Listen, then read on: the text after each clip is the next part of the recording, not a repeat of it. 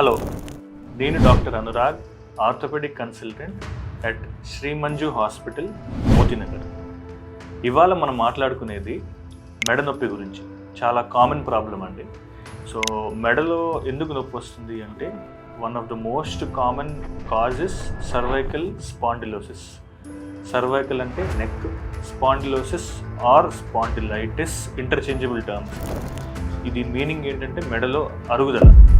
ఎవరిలో కామన్గా చూస్తామంటే మనకి తల మీద బరువులు ఎక్కువ మోసేవాళ్ళు, డ్రిల్లింగ్ మెషిన్స్లో పనిచేసేవాళ్ళు, టెక్స్ట్ నెక్ సిండ్రోమ్ అన్న ఒక ప్రాబ్లంతో చాలామంది సఫర్ అవుతున్నారు.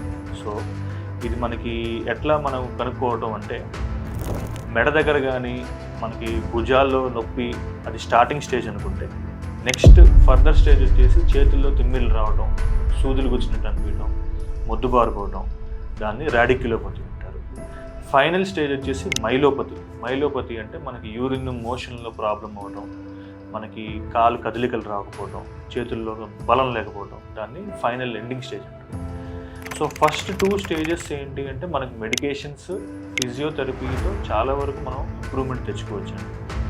పోస్చర్ కరెక్ట్గా ఉండటం.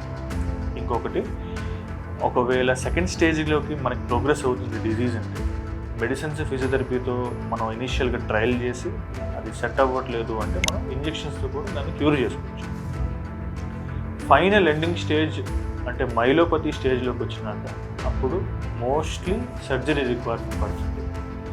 మీరు కానీ మీకు తెలిసిన వాళ్ళు కానీ ఎవరైనా ఈ బాధతో మనం సఫర్ అవుతున్నాము అంటే డెఫినెట్లీ శ్రీ మంజు హాస్పిటల్స్, మోతీనగర్కి వచ్చి నా కన్సల్టేషన్ తీసుకొచ్చి.